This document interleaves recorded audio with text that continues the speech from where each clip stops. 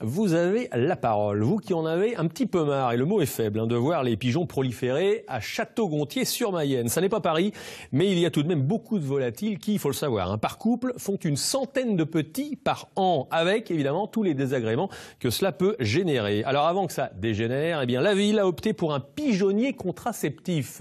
Explication, vous avez la parole en Mayenne avec Séverine Bourgault et Florie Cotenceau. C'est un oiseau si commun qu'on oublie parfois qu'il est capable de faire de gros dégâts, le pigeon, comme ici à Château-Gontier, où le maire a décidé de prendre le problème à bras-le-corps en installant un pigeonnier contraceptif.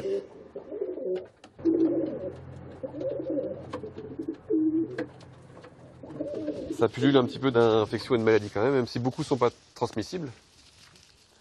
On essaie quand même de faire attention, il y a des champignons, des insectes et autres. Alors, on se protège quand même. Allez.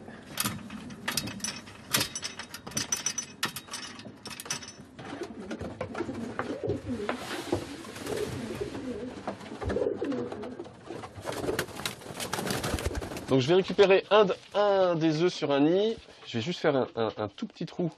Le simple fait que l'air rentre à l'intérieur de l'œuf, l'œuf ne se développera pas. Donc on va stériliser certains œufs à certains moments de l'année en fonction de certaines femelles.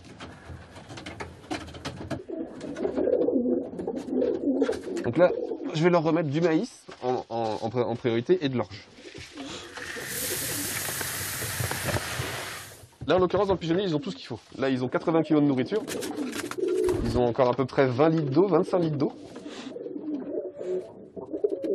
On estime qu'un couple, en 10 ans, peut générer à peu près 1000 individus. Et donc, le but final est de maîtriser la population dans un premier temps, donc d'éviter que la population n'augmente, et sur le long terme, donc de la réguler jusqu'à une certaine population. Le but, c'est qu'un secteur comme ici, on soit à peu près entre 40 et 80 résidents constants. Nous avons effectivement un patrimoine historique comme ici très important. Alors nos bâtiments sont eux assez protégés avec des pics, des filets qu'on a installés depuis des années. Mais maintenant il faut compléter et protéger l'espace public, des fientes surtout. C'est plusieurs milliers de pigeons qui sont installés sur l'agglomération. Ils s'y plaisent bien, oui. Bon bah allez, on va voir la cage, qui est un lieu de nidification naturelle. Elle a été posée de très nombreuses années. Elle est où ? Elle est là-haut. Le but en soi de la cage, c'était une méthode de régulation très ancienne.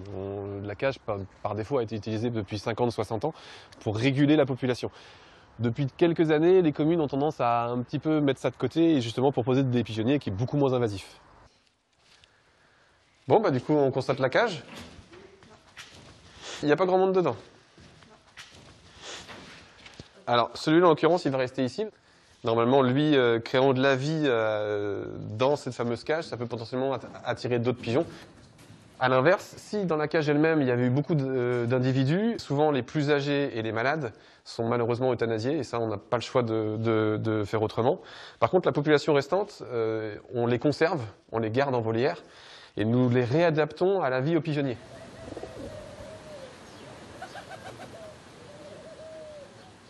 Longtemps considéré comme un volatile commun, le pigeon fait aujourd'hui partie des animaux nuisibles, et ce, pour plusieurs raisons.